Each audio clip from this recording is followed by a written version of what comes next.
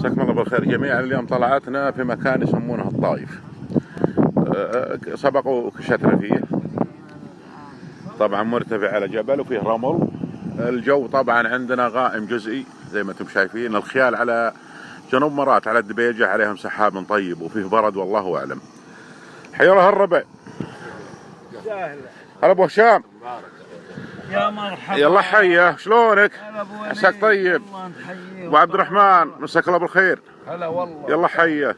ابو خالد يا مرحبا والله وسهلا، والله نورتنا. ابو مشعل كيف حالك؟ هذه جلستنا في هالمكان، الله يوسع صدوركم بالعافيه ان شاء الله. يا مرحبا يا هلا والله وسهلا.